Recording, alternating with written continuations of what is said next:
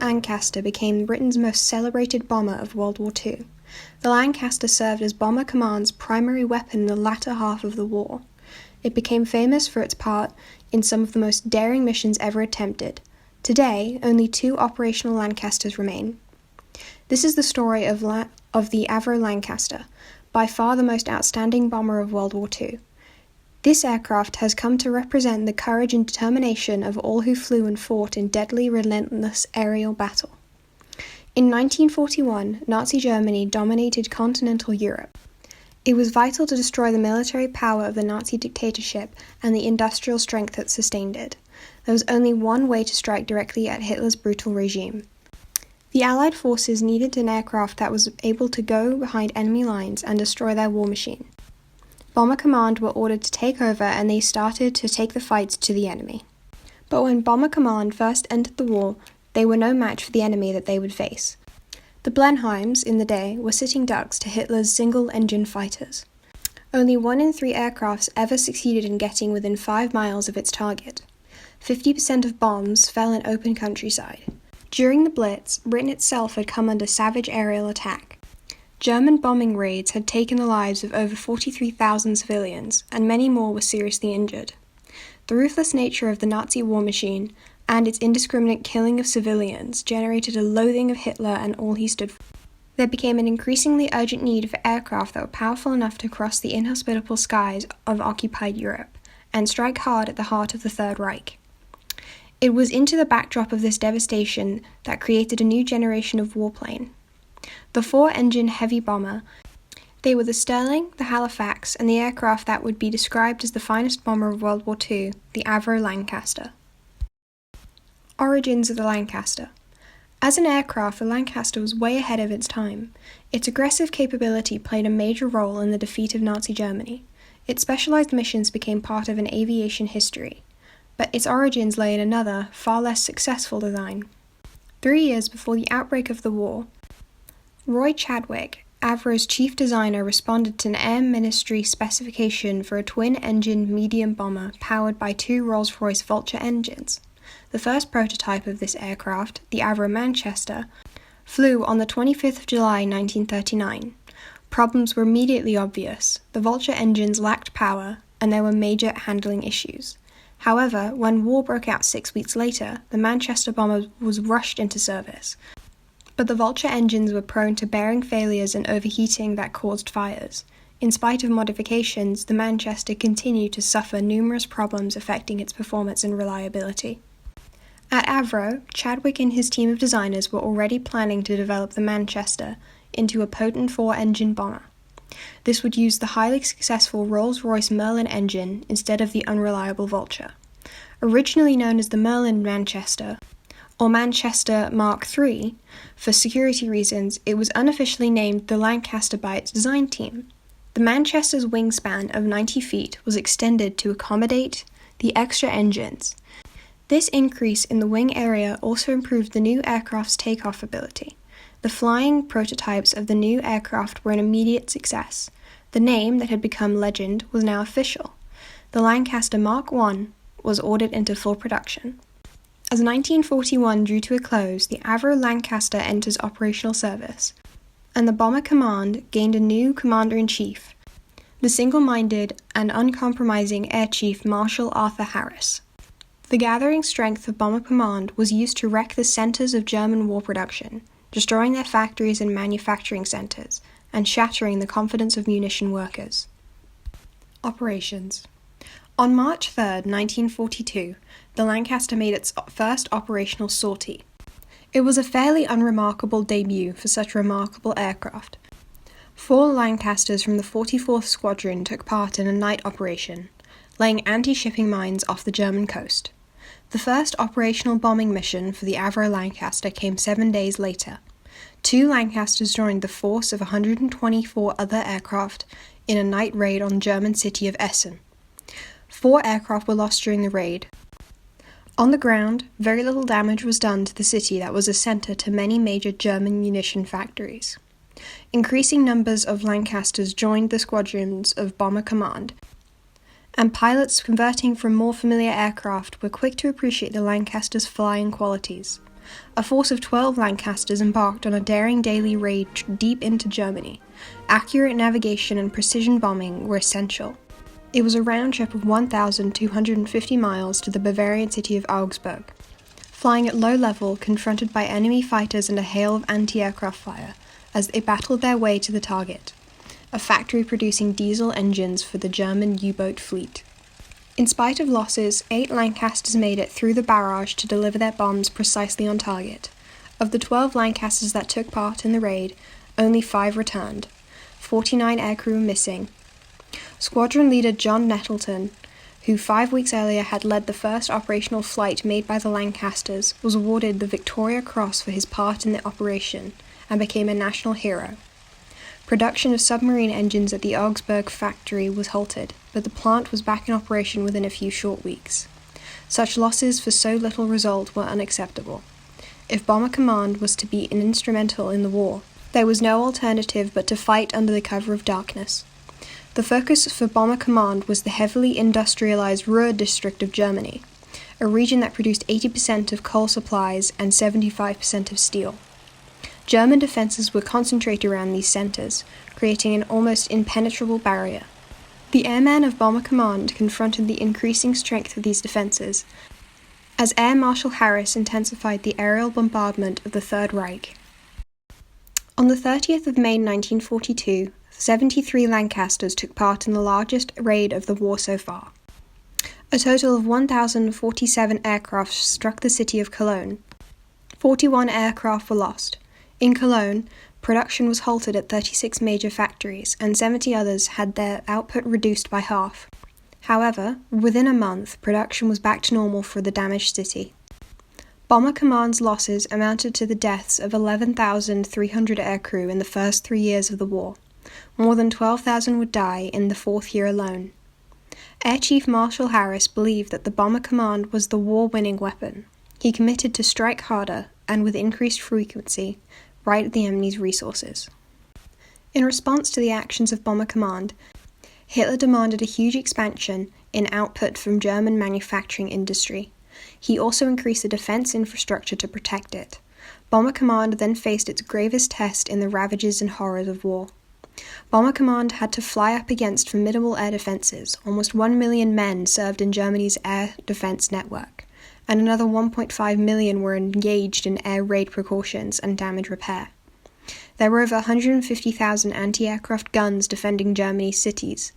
The Nazis also deployed night fighters, who waited over target cities for Bomber Command to come and get them. Lancasters, on their nighttime bombing runs, had to fly straight and level. This made them easy targets. They would be picked up on enemy German radar, illuminated by searchlights, and then be shot down by anti-aircraft guns, or fell prey to the fighters. But Bomber Command came up with an ingenious solution to overcome the Germans' early warning systems. Window was the code name given to thousands of strips of aluminum foil cut to the exact lengths. These strips were dropped from the aircraft, and as they fluttered in the ground, they formed a metallic cloud and reflected radar and rendered the tracking systems useless. This proved to be amazingly effective at disguising the positions of the Allied aircraft. The Lancaster's destructive power. The primary function of the Lancaster was a heavy bomber. Because of its unique design, the Lancaster was capable of carrying its wide range of different types of bomb. Special ordnance included 2 4,000-pound cookies joined together to make a single 8,000-pound blast bomb. The 12,000-pound, 21-foot-long Tallboy, which required some modification to the bomb doors. The most impressive was the Grand Slam, 25,000 pounds earthquake bomb. Tallboy and Grand Slam were the work of the scientist, engineer, and innovator Barnes Wallis. His most original weapon was undoubtedly the bouncing dam-busting mine. The bouncing bomb was carried exclusively by specially adapted Lancasters. The attack on Möhne and Erdelsee dams was carried out by 617 Squadron's Lancasters, and this incredible assault was later reenacted in a famous feature film. Operation Chastis took place in May 1943 and resulted in catastrophic flooding to the industrial Ruhr Valley and to the villages in the Eder Valley. Led by 24-year-old Wing Commander Guy Gibson, a veteran of more than 170 bombing and night fighter missions, 21 bomber crews were selected from 5 group squadrons. The crews included RAF personnel of several nationalities, members of the Royal Australian Air Force, Royal Canadian Air Force, and Royal New Zealand Air Force. This operation alone had an enormous impact in disrupting Hitler's supply chain and secured the Lancaster's legendary status in aviation history. On the 13th of February 1945, Bomber Command carried out Operation Thunderclap. 796 Lancasters formed the main strike force that targeted the German city of Dresden. This operation, which caused enormous controversy that endures today, saw intense bombing and a massive number of civilian casualties. There will be claims and counterclaims as to the importance of Dresden as a military target. Air Chief Marshal Harris was held responsible for ordering the attack, and it would taint his reputation for years to come. In April 1945, the Canadian Army had liberated much of the Netherlands, but in western part of the country, local people were starving. In stark contrast to their usual role, Lancasters were given a humanitarian mission. Operation Manna saw 31 Lancaster squadrons flying over 3,000 sorties in 9 days. Their mission was to drop food and supplies for the Dutch people. At the end of the war, Lancasters would again be deployed as a part of Operation Exodus. This was to assist in the homecoming and repatriation of Allied prisoners of war. During World War II, Lancasters dropped 608,613 tons of bombs, 51 million incendiaries, and over 12,000 mines on 156,308 missions. This made the Lancaster by far the most effective heavy bomber of the war, and its contribution to the defeat of the Nazis cannot be underestimated. Maintaining the Lancaster. Bomber Command aircrew were intimately aware of the crucial role they played in crippling the German war effort, and the high cost that was involved. It was teamwork that counted, and every crew knew that they would live or die by this. Each Lancaster required an immense effort to keep it operational. The 7-man crew, whose average age was 22, the flying control officer, and 2 WAF, women in the Air Force, assistants.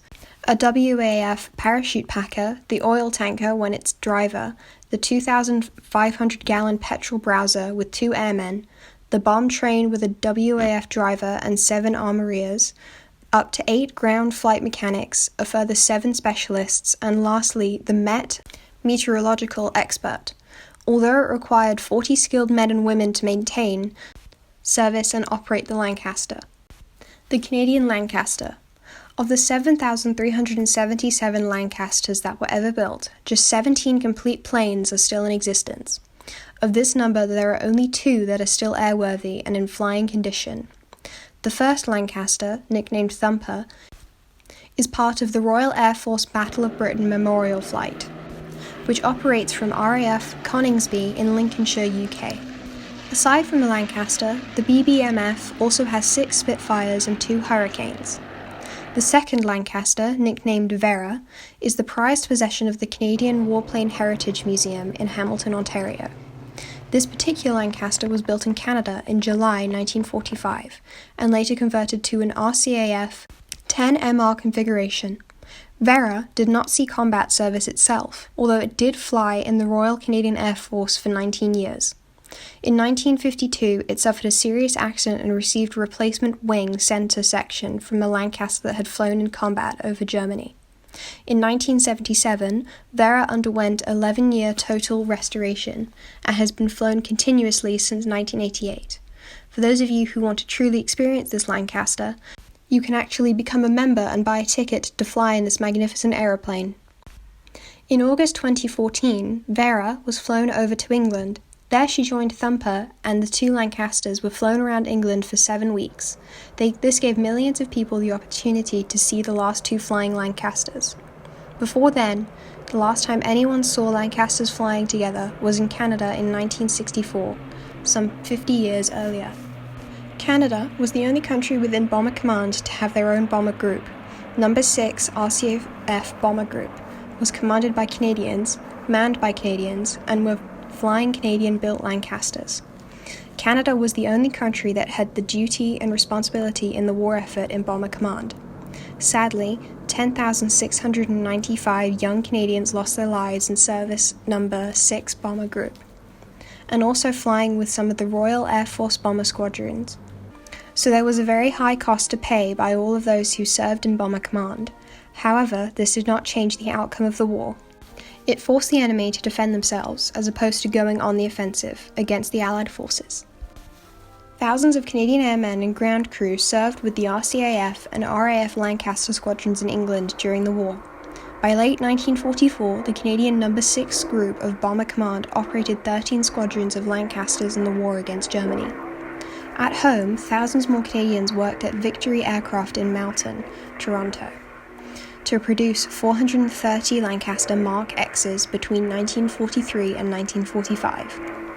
The Canadian Lancaster is dedicated to the memory of Pilot Officer Andrew Mynarski and is officially referred to as the Mynarski Memorial Lancaster.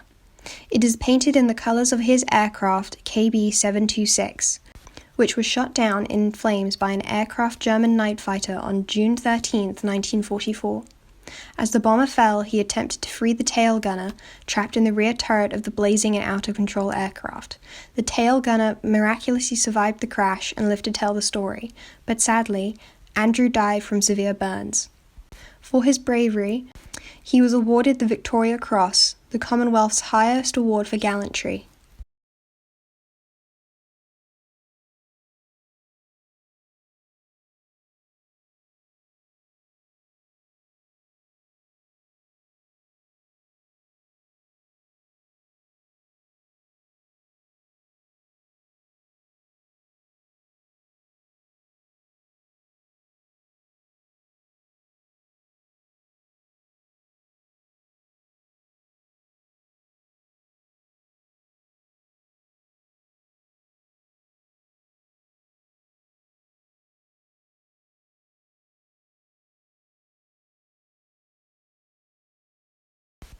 Epilogue. During World War II, Bomber Command had a very difficult job. They flew night bombing missions deep into enemy territory. For the 125,000 men and women that served in Bomber Command, the cost and sacrifice was very high. 55,573 were killed performing their duty. As a young airman, the best odds of surviving a tour, 30 missions, was about 40%.